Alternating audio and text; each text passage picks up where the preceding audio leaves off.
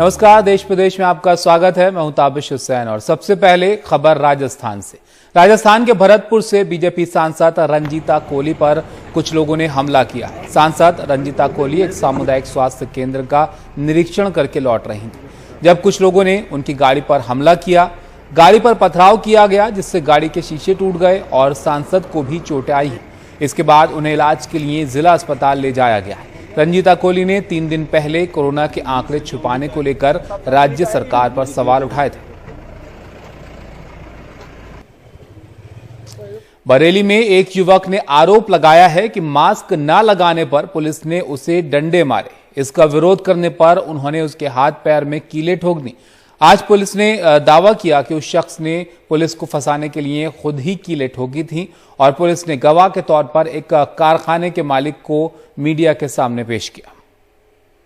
2 कीलें थी, एक कीले से लगाई और ऐसे करके रखा, बढ़िया करके ऐसे करके देख लिया। सही है, ऐसे करके। पुलिस कस्टडी में रंजीत मीडिया के सामने अपने हाथ पैर में कील ठोकने का नाट्य रूपांतरण कर रहा है। पुलिस का कहना है कि रंजीत पहले एक जरी कारखाने में काम करता था। 24 तारीख को मास्क को लेकर पुलिस से झगड़ा होने के बाद उसके कारखाने में पनाह ली, वहीं कीलें ठोकी। नमाज पढ़ के जब लौटा तो इसके कीलें इसके ठोको, तभी तुरंत मैंने फोन करके इसके घर पे फोन करा, आ जाओ, इसके घर वाले कोई नहीं आना चाहे। तभी जो बोला फोटो मेरा खींच के देखो कीलों का, मैं कहना बहुत हालत खराब है इसकी। तो मैंने फोटो इसका खींच के, ये पड़ा हुआ वाला था, तो मैंने इसके घर पे मैंने कहा देखो इसकी हालत खराब है, मेरे घर में बीवी बच्चे मेरे सब डर रहे हैं, इसने कीलें ऐसी ठोकी हैं, सबकी बच्चे मेरे डर रहे हैं और ये इसको अभी ले जाओ। रंजीत कल अपने हाथ पैर में ठुकी हुई कीलों के साथ एसएसपी ऑफिस पहुंचा था और उसने आरोप लगाया था कि मास्क ना पहनने पर पुलिस ने उसे डंडे मारे। जब उसने विरोध किया तो पुलिस ने उसे जोगी नवादा पुलिस चौकी ले जाकर कीलें ठोक दी। 4-5 डंडे मारे, भाई सर क्यों मार रहे हैं? बोलते तेरे पास मास्क नहीं, गाली बक के, तो मैं सर मैं जेब में लगा ले रहा हूँ। बोला आप लगाए बस कितनी गाली बक के। फिर क्या हुआ? आपके कीले कितने ठोकी? क्या हुआ था? सर वो आगो पट्टी बांधी थी, तो उसका कीले को ठोकी। कितने आपके किसने कहाँ ठोके कीले? चौकी के अंदर। बरेली के एसएसपी का कहना है कि इस जांच में रंजीत के पुलिस के ऊपर लगाए गए आरोप गलत साबित हुए हैं। ये पाया गया कि रंजीत ने खुद ही कीलें ठोकी हैं। 25 तारीख की रात को ये एक कारखाने में सोया और वहाँ पर इसने नशे की हालत में भी था और वहाँ पर इसने अपने आप को बचाने के लिए, पुलिस की गिरफ्तारी से बचाने के लिए वहाँ पे अपने बाएं हाथ और पैर में कील ठोक दी। एक शेर है कि कातिल की ये दलील मुंसिफ ने मान ली, मकतूल खुद गिरा था खंजर की नोक पे। लेकिन इस मामले में अभी पुलिस को क्लीन चिट दी है। मुंसिफ के पास मुकदमा पहुंचना बाकी है और आखिरी फैसला वहीं होगा। बरेली में रणदीप और कैमरामैन राजेश गुप्ता के साथ कमाल खान, एनडीटीवी इंडिया। मध्य प्रदेश के सतना में इस महामारी के दौर में लोग फायदा उठाने और लोगों की जिंदगियों से खिलवाड़ करने से भी नहीं हिचकिचा रहे। जी हां, सतना में आपदा में अवसर खोजते हुए इस्तेमाल हुई पीपीई किट को गर्म पानी में धोकर फिर से बाजार में बेचने का मामला सामने आया है, जबकि ये सभी जानते हैं कि पीपीई किट एक बार ही इस्तेमाल की जा सकती है। ये रिपोर्ट आप देखिए अनुराग द्वारी की ग्राउंड जीरो से। ये पीपीई किट कहाँ यही है क्या? कोरोना गाइडलाइन के मुताबिक इस्तेमाल किए गए पीपीई किट, ग्लव्स और मास्क को वैज्ञानिक तरीके से नष्ट करने के लिए सतना में बड़खेरा के इस Indo water bio waste disposal plant में भेजा जाता था। लेकिन इस वीडियो से ऐसा पता लगता है कि कर्मचारी पीपीई किट को गर्म पानी से धोकर बाकायदा अलग बंडल बनाकर रख देते थे। इसे नए सिरे से पैक कर बाजार में बेचने के लिए तैयार किए जाने का आरोप है। बड़खेरा गांव है मरपाटन रोड पर, वहां पर प्रदूषण विभाग की एक टीम भेजी गई है। उस टीम को कहा गया है कि जांच करके सभी तकनीकी और वैज्ञानिक पहलुओं को सामने रखते हुए एक जांच प्रतिवेदन प्रस्तुत करें। उन्होंने जांच कर भी ली है, रिपोर्ट बना रहे हैं और कल वो जांच सबमिट कर देंगे। एनडीटीवी को एक खत भी मिला है जो साबित करता है कि पिछले साल भी कंपनी पर ऐसे आरोप लगे थे। पहले ये पता तो लगे कि कौन दोषी है, क्योंकि प्रथम दृष्टया आपको ये तो आया नहीं सामने अभी कि किसने बेचा और किसने खरीदा, तो ये सब तो जांच का विषय है। बड़खेरा के Indo water bio waste disposal plant का संचालन वर्ष 2006-07 से हो रहा है। यहाँ इन दिनों विंध्य क्षेत्र के अलावा लगभग 1 दर्जन जिलों से मेडिकल वेस्ट मंगाकर कथित रूप से डिस्पोज किया जाता है। गांव वालों का ये भी आरोप है कि प्लांट में मेडिकल वेस्ट को गलाने का काम प्रदूषण बोर्ड की गाइडलाइन से नहीं हो रहा, जिससे पूरे गांव में बदबू फैलती है। सूत्रों के मुताबिक फैक्ट्री संचालक मेडिकल वेस्ट को पन्ना, सीधी, सिंगरौली, दमोह और भी कई जिलों से मंगवाते थे। इसलिए ये कहा जा रहा है कि शायद इस्तेमाल पीपीई किट को वहीं भेजा गया होगा।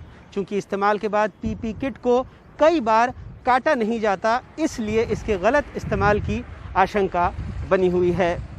सतना से ज्ञान शुक्ला और भोपाल से कैमरा पर्सन रिजवान खान के साथ अनुराग द्वारी, एनडीटीवी इंडिया।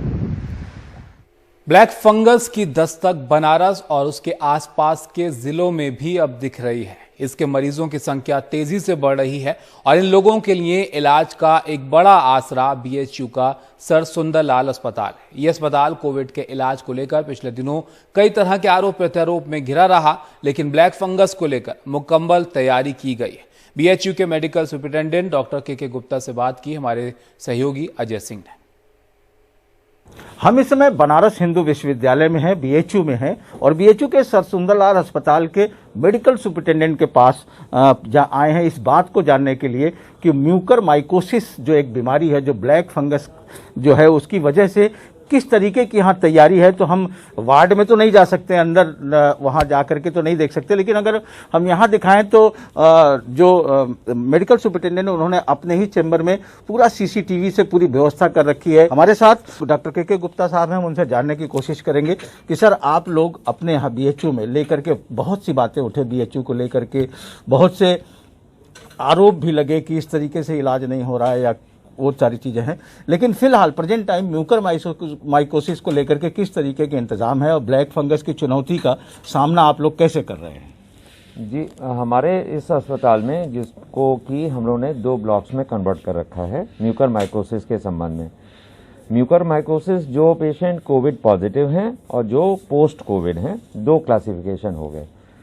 तो जो म्यूकरमाइकोसिस कोविड पॉजिटिव है ब्लैक फंगस वाले, उनको हमने अपने सुपर स्पेशलिटी ब्लॉक में रखा हुआ है, जहां पे हमारे पूरी व्यवस्था 4th फ्लोर पे, जहां पर 78 बेड्स हैं अवेलेबल, उनमें रखा हुआ है। तकरीबन अभी तक जो है 20 से 22 मरीज जो कोविड पॉजिटिव हैं वहां पर म्यूकरमाइकोसिस के साथ में और अदर कोमॉर्बिडिटीज के साथ में वो वहां पर भर्ती हैं। इसकी एक ऑल्टरनेटिव दवा है जो कि हमारे साइंस के हिसाब से उपलब्ध है, पोसाकोनाजोल।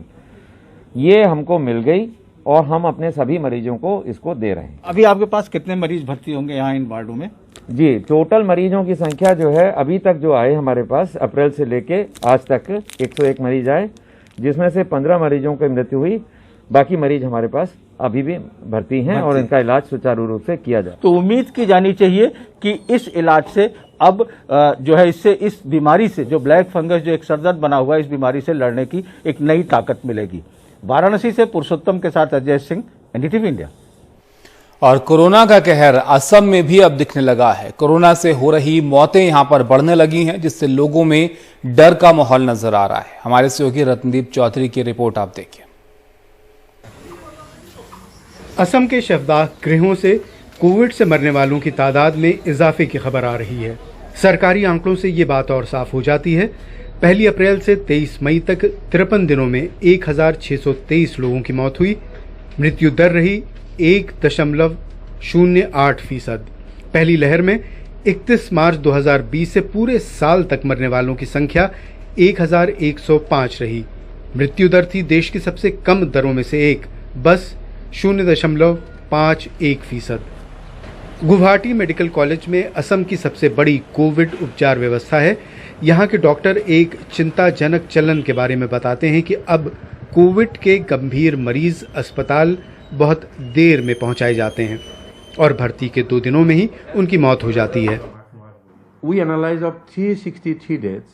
हमने 366 मौतों का विश्लेषण किया।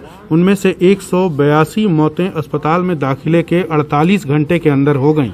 131 मौतें अस्पताल में भर्ती होने के 24 घंटों के भीतर हुई हैं। गुवाहाटी ही नहीं, असम के और जिलों में भी मौतों की तादाद बढ़ती जा रही है। सबसे ज्यादा मौतें तिनसुकिया, डिब्रूगढ़, कछार, नागांव और कामरूप मेट्रो में हुई, जहां गुवाहाटी आता है। 1 मई को जहां 23 लोगों की मौत हुई, वहीं 25 मई को 92 लोग मरे, यानी 4 गुना बढ़त। जन स्वास्थ्य विशेषज्ञों का कहना है कि अब भी लोग टेस्ट करवाने और अस्पताल जाने में हिचकिचा रहे हैं। कुल मिलाकर राज्यों में मौतों की संख्या बढ़ती जा रही है। लोग घर पर अलग ही रहना ज्यादा पसंद करते हैं और शायद सोशल मीडिया के जरिए जो बात फैली है कि अस्पतालों में बेड्स की किल्लत है, उसने इसे और हवा दी है। सरकार को चाहिए कि नए संक्रमित मरीजों को जल्दी अस्पताल पहुंचाए। मुख्यमंत्री हिमंता बिस्वा शर्मा ने कोविड के लिए जो नया प्रोटोकॉल बनाया है, उसके तहत सीनियर डॉक्टरों की रात 11 बजे से लेकर सुबह 5 बजे तक की ड्यूटी लगाई गई है। इससे इलाज का प्रबंधन तो बेहतर हुआ है, लेकिन अभी तक ये पता नहीं है कि इस रणनीति से क्या मौतों को काबू किया जा सकता है। गुवाहाटी से रत्नदीप चौधरी की रिपोर्ट, एनडीटीवी इंडिया। और हिमाचल प्रदेश की राजधानी शिमला में 102 साल की महिला ने कोरोना को मात देकर सबको हैरत में डाल दिया है। 102 साल की इस महिला को Indira Gandhi medical college hospital से गुरुवार को छुट्टी दे दी गई। अस्पताल में उनकी विशेष देखभाल की गई और उन्हें खास कोविड वार्ड में रखा गया था।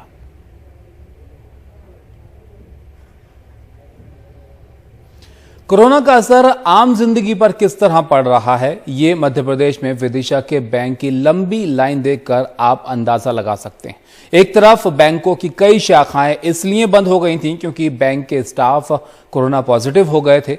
अब जब बैंक खुले हैं, वहां दबाव बढ़ गया है। ऐसे में पैसा निकालने में लोगों को बहुत मुश्किलों का सामना करना पड़ रहा है।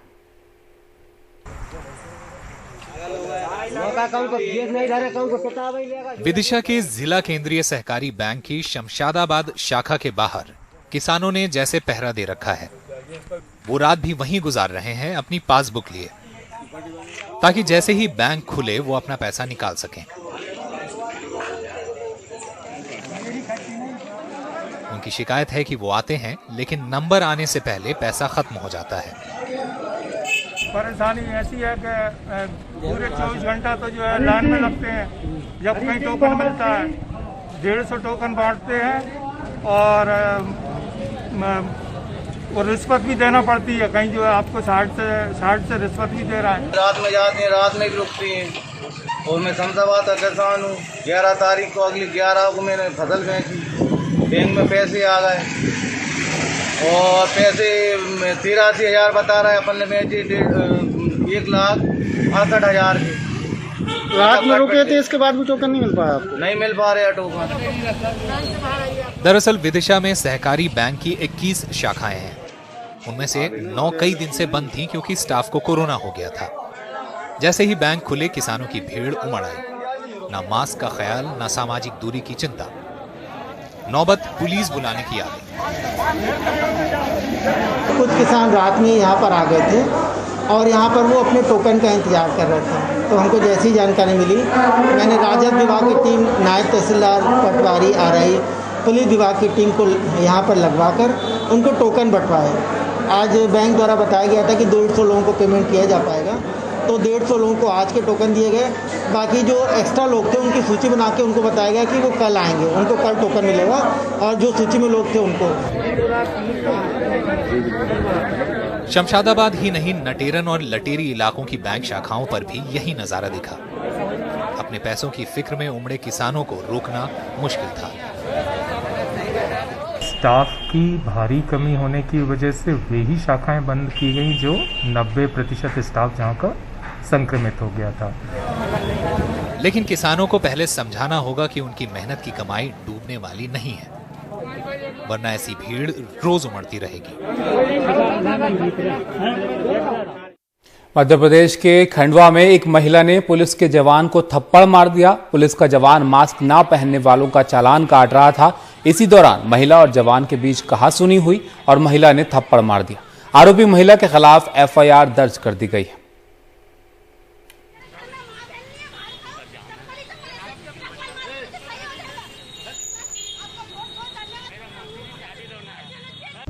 बिहार में यास तूफान का असर दिख रहा है। इसकी वजह से कई शहरों में जोरदार बारिश हो रही है और इससे पटना के कई इलाकों में पानी भर गया है। कई जगहों पर गाड़ियों के पहिए पानी में डूबे हुए नजर आ रहे हैं।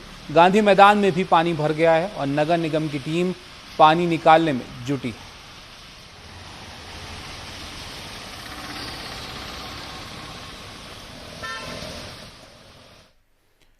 रांची से 40 किलोमीटर दूर कांची नदी पर बना पुल ढह गया है। तूफान यास के चलते पिछले 2 दिनों से यहां पर बारिश हो रही थी, जिसके चलते ये पुल गिर पड़ा। 3 साल पहले ही इसे करोड़ों की लागत से बनाया गया था। ये पुल रांची जिले के तमाड़, बुंडू और सोनाहातू इलाकों को जोड़ता था।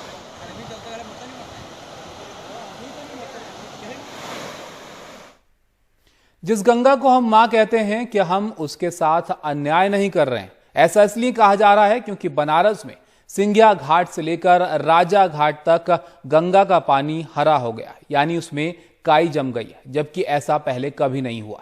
जानकारों की माने तो ये चिंता की बात है। मां गंगा की हालत ये उस बनारस में है जो प्रधानमंत्री का संसदीय क्षेत्र भी है।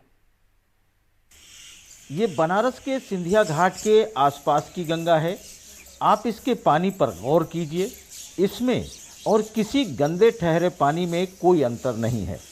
पानी हरा हो गया है इसलिए कि इसमें काई जम गई है। अब इतने गंदे और जहरीले पानी में कोई उतरने की हिम्मत कैसे करे? राधे कृष्ण रस्तोगी बीते 40 साल से गंगा स्नान के साथ ही दिन की शुरुआत करते हैं। इन दिनों गंगा की ये दशा देखकर बेहद दुखी हैं। गंगा नदी में ऐसा काई तो हम लोगों ने कभी जीवन में भी नहीं देखा, जो काई आज जम रही है, जिसे वरुणा नदी में जम जाती है। राधे कृष्ण की तरह ही घाट के तीर्थ पुरोहित भी गंगा की इस दशा को देखकर बेहद चिंतित हैं। गंगा की स्थिति एक श्लोक है, गंगा गंगेत यो ब्रूयात योजना नाम सतैरपि मुच्यते सर्व पापेभ्यो विष्णु लोकं स गच्छति। अन्य 400 कोस दूरी पर गंगा का नाम लीजिए, गंगा की हवा लग जाए, स्नान करने का फल होता है। लेकिन ये गंगा का हाल देखिए, ऐसा कभी देखा गया नहीं है। कई दशकों से गंगा प्रदूषण के लिए गंगा अनुसंधान प्रयोगशाला चला रहे संकट मोचन मंदिर के महंत इसका एक बड़ा कारण ललिता घाट के सामने गंगा के भीतर बन रहे प्लेटफॉर्म को मानते हैं, जिसने गंगा के प्रवाह को रोक दिया है। कभी इधर कुछ चेंजेस हुए हैं वहाँ पे। अभी जैसे आपके ललिता घाट पे एक बड़ा प्लेटफॉर्म बन रहा है और संजोग से वो रिवर बेड में घुस के बन रहा है, तो वो कायदे से देखिए तो नेचुरल जो फ्लो है वो ऑब्स्ट्रक्ट होगा। हमारे ख्याल से 30-35 मीटर उसकी चौड़ाई है गंगा जी के पार्ट के अंदर, तो जहाँ ऑब्स्ट्रक्ट होगा तो फ्लो भी इफेक्ट होगा। और ये जो अभी ग्रीन कलर आपको दिख रहा है, ये तो संभवतः वहाँ एक्सेस न्यूट्रिएंट्स आ रहे हैं और जो कि सीवेज के माध्यम से गंगा जी में आते भी हैं, तो उसके वजह से एल्गल ग्रोथ के वजह से वो ग्रीन कलर आपको दिख रहा होगा। गौरतलब बात यह है कि पहले 80 से लेकर ललिता घाट तक गंगा का पानी हरा नहीं था। उसके आगे के घाटों में ही हरा पानी दिख रहा है। हालांकि तेज हवा चलने के कारण अब बाकी के घाटों में भी पानी हरा नजर आने लगा है। गंगा तकरीबन 40 करोड़ लोगों की जीवन धारा है। पीने के पानी से लेकर खेती तक हम गंगा पर निर्भर हैं। गंगा मोक्षदायिनी भी है, यानी मृत्यु के बाद मुक्ति के लिए भी हमें गंगा चाहिए। पर बड़ा सवाल ये है कि कैसी गंगा, साफ सुथरी या फिर इस तरह जिसका पानी हरा हो गया है। वाराणसी से पुरुषोत्तम के साथ अजय सिंह, एनडीटीवी इंडिया। उत्तर प्रदेश के मथुरा में यमुना एक्सप्रेसवे पर एक ट्रेनी यानी प्रशिक्षु विमान को आपात लैंडिंग करनी पड़ी है। तकनीकी गड़बड़ी की वजह से विमान को अचानक से जमीन पर उतारना पड़ा। विमान में 2 लोग सवार थे जो सुरक्षित उतरे और ये विमान नारनौल हरियाणा से उड़ा था, जिसे अलीगढ़ में लैंड करना था, लेकिन इसे नौझील पुलिस थाना इलाके में ही उतरना पड़ा।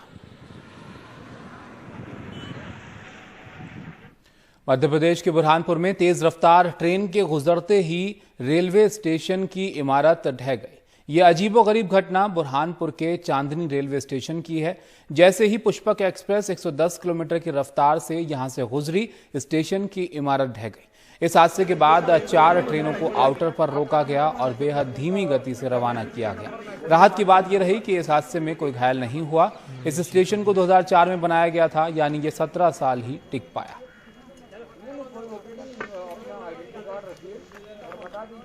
नहीं कुछ रहता तो